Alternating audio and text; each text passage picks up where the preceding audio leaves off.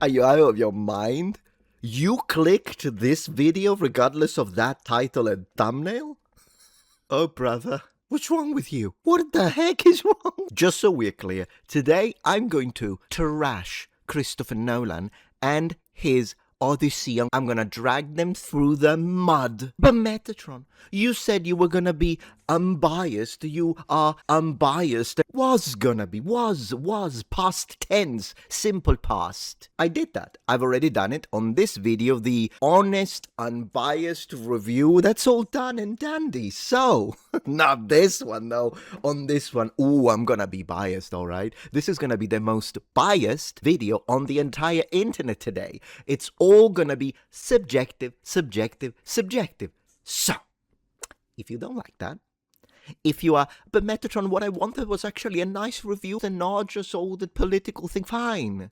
Click the freaking link in the description. Now, seriously, talking about journeys and adventures, have you ever clicked once in your life that damn description box? It's literally, I swear, it's uncharted land for the majority of you.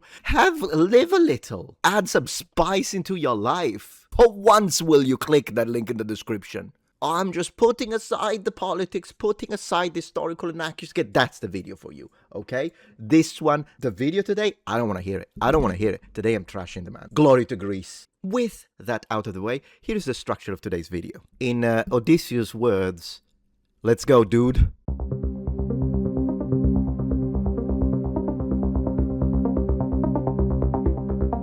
Let's start with our favorite, Lupita Nyong'o, aka Helen of Congo. Do you remember when she said this? Man, after watching the movie, this is even worse. This aged like milk. Check this out. I'd be like, so Homer, how do you feel about the screen time given to these women, considering how little you spend with them? Okay. Bro, I swear, you can't make this shit up. She complained about Homer not giving enough screen time to women, even though Homer gave more screen time to Helen of Troy than Nolan did, for a total screen time, in this case for Lupita Nyong'o, of 3 minutes and 42 seconds. Oh my gosh, goodness gracious.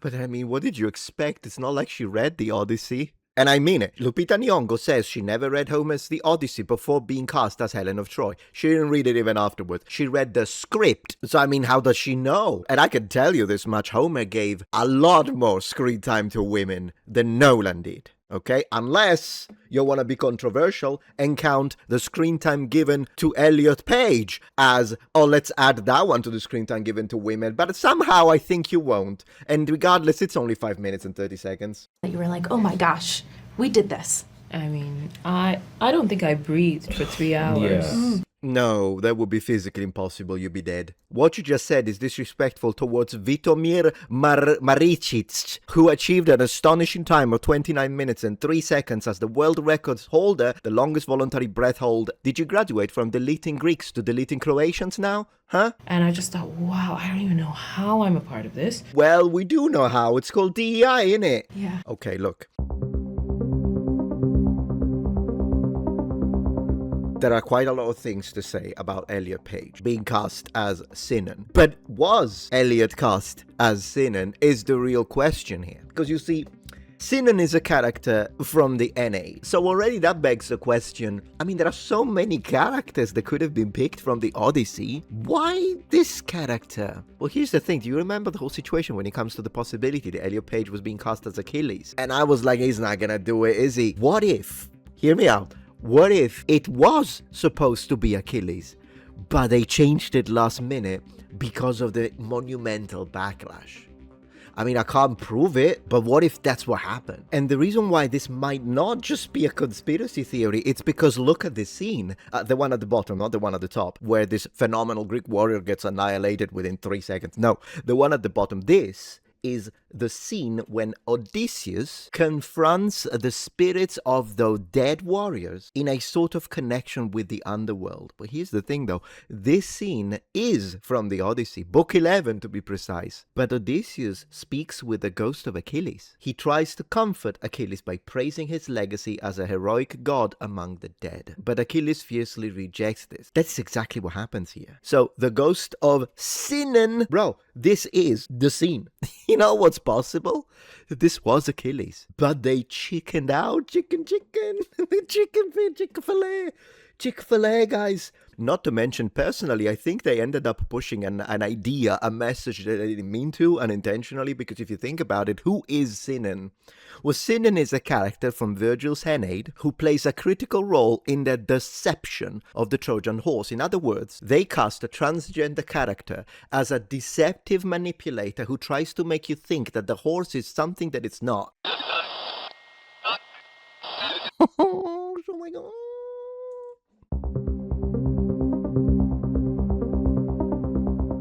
Okay, for those of you who haven't watched this movie and you don't know what to expect, let me give it to you. Let me do it for you. So you sit at the theater with your popcorn. Where is it? Hold on a minute. So here you are at the theater with your little popcorn bucket. Well, let me tell you this much. You might want to empty it out so you can double down as a vomit bucket. First three things. Very first thing you see when you watch this movie is Travis Scott, followed by Elliot Page, followed by this.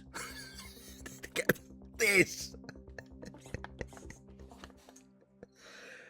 Oh, for crying out loud. Because vomit you will. Our Metatron made the review of the Odyssey, so it's done, right? I'm just getting started. So we did the unbiased review. Today's the biased political review. Then I'm gonna do a deep historical analysis when I'm gonna tell you why. Not only this looks like shit because it's rubbery, $3 costume nonsense that looks awful, but it's inspired on a Corinthian helmet which wasn't even appropriate for the Mycenaean period. I'm not gonna stop. This week alone, I'm gonna post another 5 videos minimum. I'm not done. Then we get into the messaging, because messages this movie is filled with. For instance, let's talk about these Greek soldiers from Ithaca. Let's talk about the Greek soldiers from Ithaca. So here's the thing. There is this scene, and I swear if any of you motherfucking gaslighters are gonna tell me, no, that was actually coincidental. It wasn't done on purpose. There was no messaging. You need professional help. You need to you touch the grass. Don't smoke it. There is this scene where they reach the shores of this little island, and the people think that, oh my gosh, these are the peoples of the sea, let's burn everything. The farmers, that is. And there's this farmer who is like kneeling on the ground, and then the Greek soldiers get to him. They're speaking to the guy. They're telling me, why did you do this? And the guy's like, I thought you were the peoples of the sea. The peoples of the sea. And you have this shot, I swear to the gods, you have this shot where you have Patel next to a black guy, and he says, we are Greeks. We are Greek soldiers. We are Greeks from Ithaca. Bro, you know what this is. All of this while in the next couple of shots you see the Asian Greek soldier.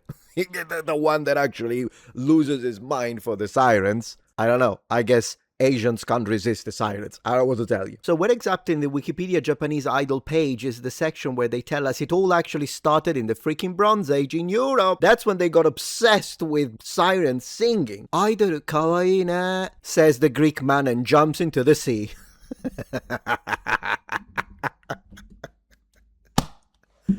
I hope the sirens are not lolly. You're telling me that Nolan just so happened to be just shut up.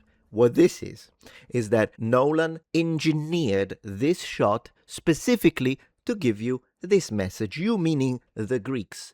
Oh, you think you're Greeks because you're ethnically Greeks? The Patel, the Muslim, Mohammed, the Black Africans, the Asians, in fact, any non-white immigrant who has just arrived 3 hours ago into the shores of Greece is as Greek as all of you.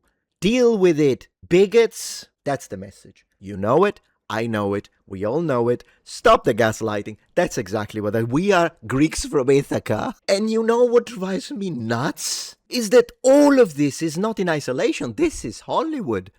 Billie Eilish, open quotes, no one is illegal on stolen land. Stunning and brave. Stunning and brave. So let me get this straight. Americans, specifically white Americans, that is, white Americans who have been living in America for centuries, ever since the very first European colonies. Stolen land. You stole it. You stole it. It's not your land. You're not from America. Really? Not your land. Now, one is illegal in stolen land, but Patel, Muhammad, and the banana and rice scammers who have just arrived 3 days ago, just American as everyone else. And same for the people in Greece. They're just as Greek as you. Just as Greek. Don't even speak the language, but just as Greek as you. Just as Greek as you, bigots. Hollywood. You're welcome. Next. Can we talk about men and their toxicity for a moment? I did not say, but Nolan absolutely did. And you know who else did? This lady. Now, Anne Hathaway. Anne Hathaway. In my unbiased review, where I set aside the politics, set aside the disrespect for the Greeks, I still mention it though, I still mention it, always mention the Greeks, the Hellenes. Today's for you, brothers. But I set it aside, and I tried to be honest, and I said, you know, she was really good. Her acting skills were great, and in fact, I'm gonna say that. I'm gonna trash her right now. I'm gonna once again destroy these men-hating, misandric that is infecting Hollywood, academia, and in fact our elementary schools. But I did not lie. Some of you got offended. There were a couple of people offended. It's like, I can't believe you praised that left-wing nutjob, man-hating, truth, whatever. You praised their acting. Unsubscribe. Bro! You know, I should be the one who has a language barrier, not being a native speaker of English. Not you, but the problem is that you know the language, but you haven't learned to listen in your miserable life. I literally said it in my honest review. Link in the description. In my honest review, Nolan, I did say if I had to consider the politics, the race swap, the disrespect for the Greeks, I would give it a 0 out of 10. But I know that there are some people that just want to know, okay, we know that, we got it, but how is the movie? How was the acting? How is it? Am I supposed to pretend that light is wrong? The cinematography, every single shot is trash? Bro, there are talented people in this movie. So if I see some talent, on the honest review, I'm gonna set aside the politics and tell you this person can act. It doesn't mean that I agree with the freaking politics. It doesn't mean that I agree with the overall message. I'm just trying to be honest on that review.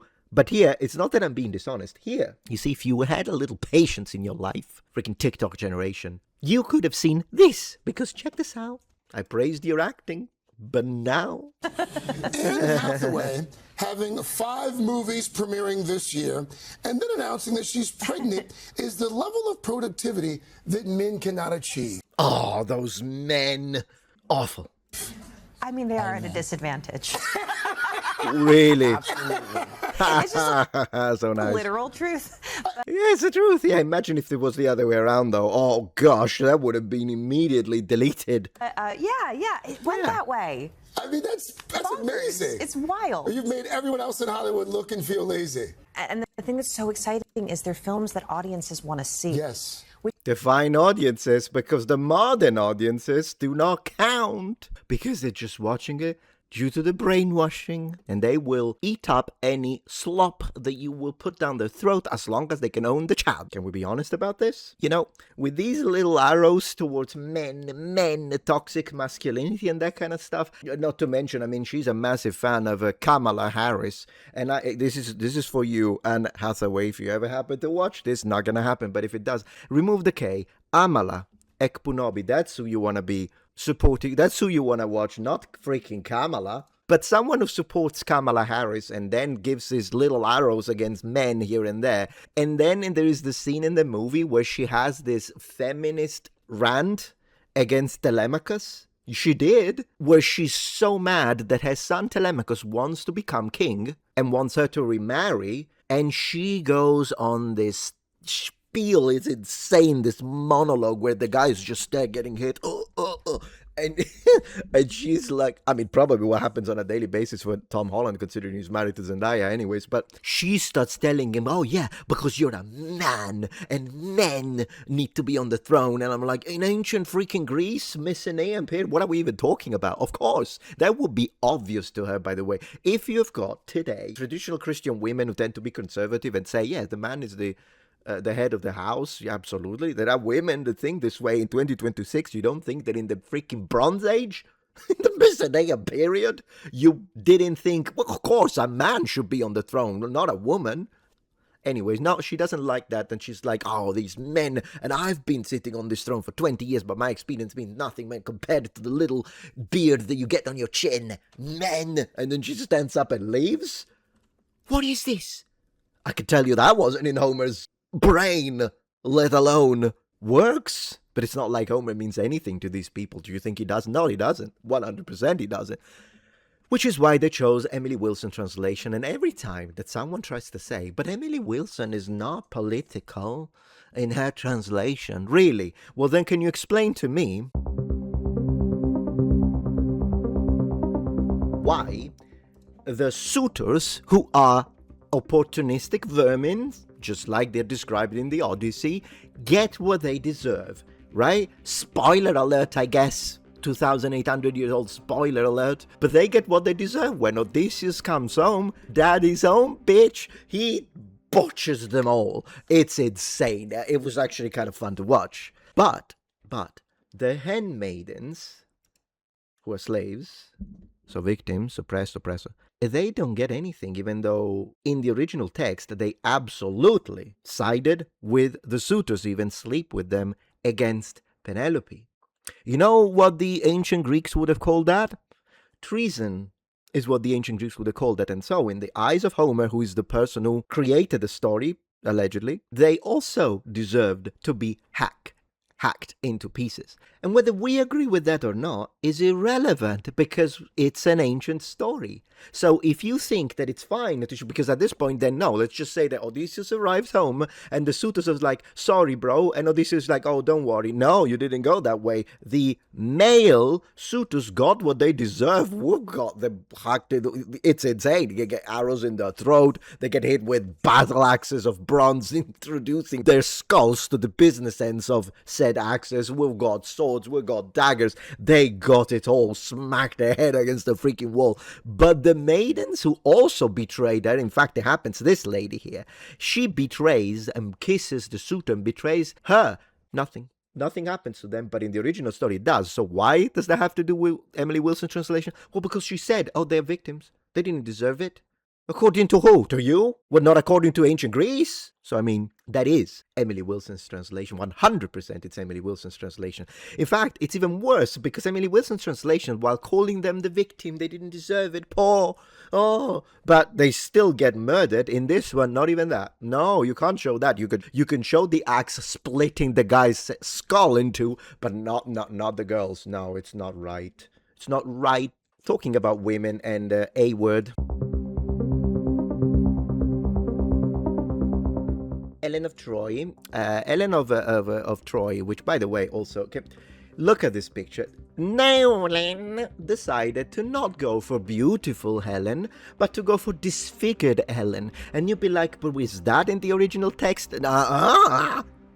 Obviously not. You know how I know that? Well, because, you see, even before we go into this, even in modern in Greece, right now, the Greeks, if we were to translate Helen of Troy, there would be Eleni tis Trias, but they don't say that. They call her Aurea Eleni, which means beautiful Helen, because the beauty is never removed from this character, and it is in fact a defining feature of this character. So why did they do this? Why did they do this? Two reasons. Reason number one, it's a personality that matters in a woman, not the beauty. Which confirmed by her interviews, by the way, when she was like, well, a woman is not just about her beauty. Well, one who has the beauty of a goddess, I would say, yes, that's the freaking story. She's gorgeous. She's gorgeous. Super worldly. But then there is another reason, and it's this hand, guys. It's this hand here. Did you notice that this hand is white? You know who that is? Oh, you who that is. I'm telling you today, I'm destroying them. Menelaus.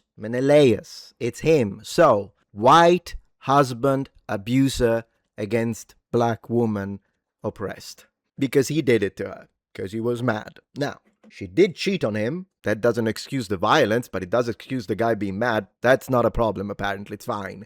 It's fine to just, cheat on your husband if you find that the Trojan guy is hot. But regardless, Question. In the original story, does Menelaus carve Helen up like a prosciutto honey smoked? No. Menelaus forgives her and accepts her back, but that's not fine. That's not good, because that's a good man, is it? It's white. That's why Menelaus wasn't race swapped. Because you might be thinking, I wonder why. I mean, I get it. It's the DI checkboxes, right? So they have to have a certain number. But that's the minimum amount required. They can put more, as they did. They put the Asian one. They put the Patel. Okay. But why didn't they race swap Agamemnon and Menelaus? Because they were both abusers. So they had to be white. You know I'm right. So Menelaus, he did that. Oh, how could he? And Agamemnon?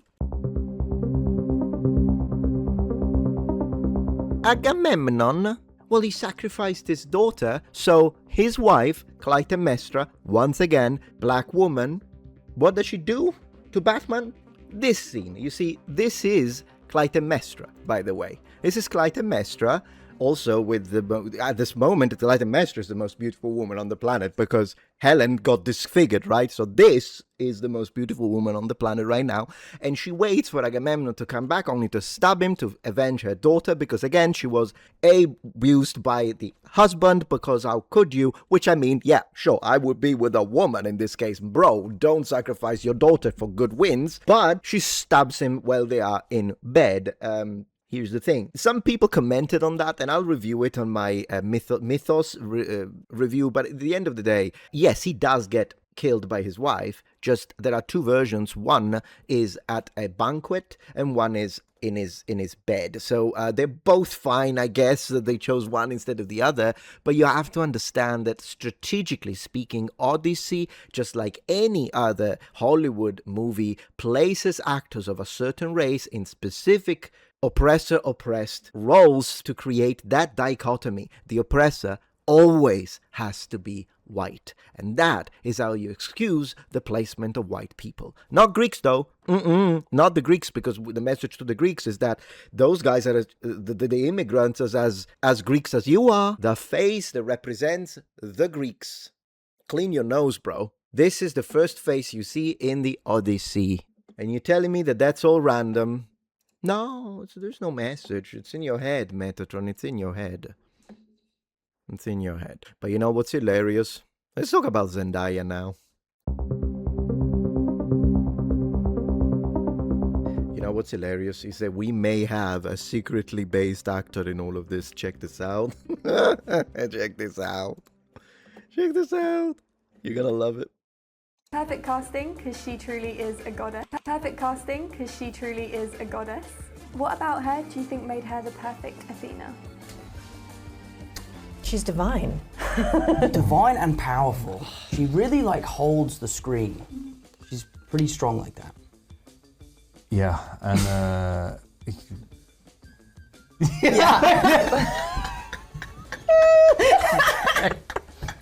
Perfect casting because you know, of course, the perfect casting is so virtue signaling nonsense. It makes my skin go. I'm gonna become a dragon with scales. With how much this is so stunning and brave. Oh, divine. Oh, shut up, you. I get it that it's his wife, but still, I mean, yes, I know I married a gorgeous woman. But divine and powerful. I hate the word powerful in connection with it. Just, you know what it is. Anyways, the face that he made is the correct face. Wait. Look at his face. Look! This face, while they are saying she's divine and powerful, perfect, 100%, she's Athena. If anyone was going to be a goddess, it's her, because she's a goddess in real life, because she is half black. That's because sometimes you do have, in ancient Greece, right, you do have heroes who are half divine, half human. The half human part is the white part, and the half divine part is the black part. That's how you're supposed to read this. And look at his face. Now, brother, Robert. Can I call you Robert? Robert. Come on, man. Come on, for once. From Hollywood. For once. Choose the people. Don't choose the elites. Don't choose the rich motherfuckers and their cults. Please, choose the people. The normal folk. Be one of us, tell the truth. You were so close. That silence, that moment of awkward silence, was the precursor to the truth. But they have to hold it back. They have to hold it back because it's not approved. The truth is not cult proved. It's not dogma. Tell the truth. Come on, man. Please do an interview and say it. Say what you really think. I'm not asking the man to say what I think. I'm asking the man to say what he really thinks. Please, for once, can we have one Hollywood actor, one, to tell us the truth about all of this absolute, complete, total nonsense? But you know what's absolutely phenomenal? That somehow we're supposed to believe this. So the progressive director makes a film set in ancient Greece, doesn't cast a single Greek. The cast is as diverse as downtown LA. The racist director makes a film set in pre-colonial Mexico, only hires indigenous actors, has them all speak freaking Mayan. But you know, the problem is that had they ever cared about, it's Hollywood. What I find absolutely insane is that there are people online right now that actually tell you, Nolan is not a progressive, radical, left-wing cultist. No, he's not even left-wing. No, it just so happened that he just cast the people he liked. I had this conversation with someone I actually thought, I'm talking about you, brother. You need to wake up. That's what you think. Oh, it just so happened that these are the people that he actually liked casting. That's it. There's no message. There's no politics. There's nothing. It's not that this was absolutely necessary because of the DI checklist in order to do the movies awards. And by the way, it's not even just that. Don't even for a second think this is all about the awards. It is partially about the awards because we know for a fact, it's a fact. You can agree with it, you can disagree with it, but it's a fact that in order to get the awards for cinema, amazing, all of that, you have to have these tick boxes, and if you don't check them, you're out. That's the truth. But the man is a millionaire, he's already established, he already has all of the glory. I mean, I guess people like him continuously want to keep feeding. It's like the infinite hunger for glory, money, and fame. But it's not just that, it's the message. It's the message. The message is, as he himself said, Christopher Nolan himself says that the Odyssey is ultimately about the idea that a society can only function through respect for strangers, meaning foreigners. He believes that, despite nearly 3,000 years since Homer wrote the epic, that fundamental truth about human nature hasn't changed. Okay. You might think, but this is a beautiful message.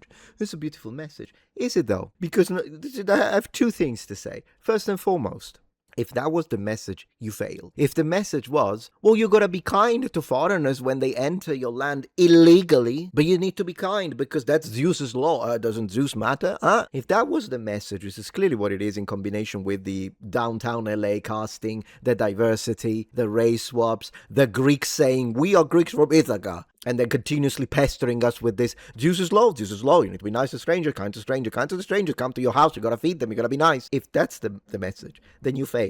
Because, the palace at Ithaca, Penelope, they were kind to strangers. Problem is that if the real message of the story is, if you're kind to strangers and those strangers are good, they're nice, they're only gonna stay a little bit, they're not gonna overuse or take advantage of your kindness, and then they will reciprocate. So if you do end up going somewhere else, and you were nice to them once, then you can expect the same kind of treatment. But the problem is that the suitors, for instance, were strangers, and they did come into your house uninvited, and you still were nice, and they took advantage of you, they tried to steal your wife, they tried to take the palace, they tried to steal and destroy everything, your children, and take your women against their will. And the moral of the story is, when daddy comes home, you're all gonna be murdered because of it. I mean, that is the message you get even watching this debauchery of a misrepresentation of the Odyssey. So, I mean, at the end of the day, the message that he delivered, the real message is, the good people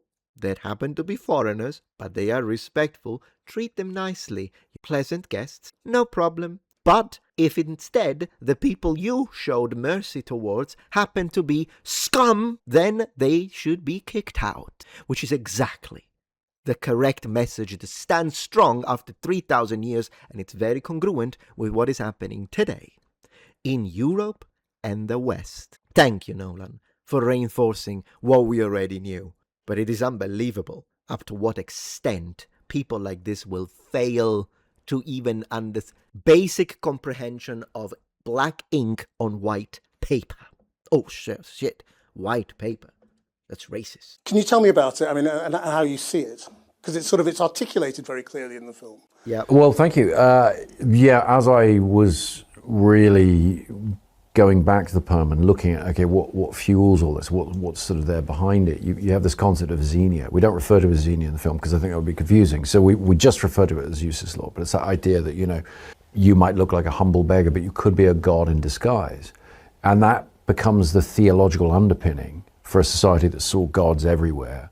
Gods walked amongst us back then in everybody's estimation. It becomes the theological underpinning of the golden rule, of the idea that, treat others as you would be treated, and that being the glue that binds society together.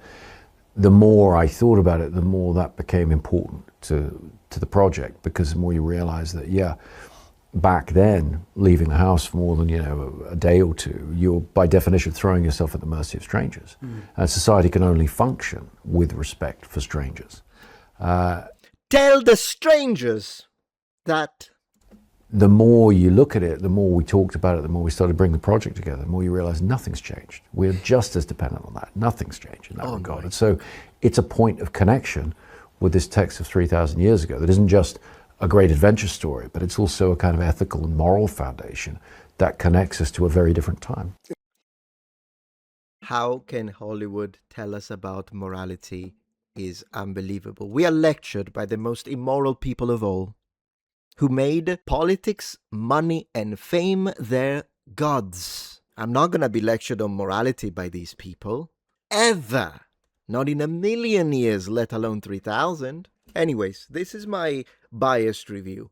But just because it's biased in the sense that these are the things that annoyed me the most, it doesn't mean that what I'm saying is false. You know what is false, however?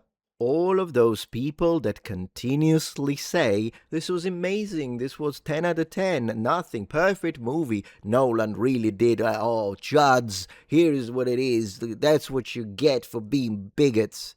And to all those people, I say, but what about the Greeks? 0 out of 10.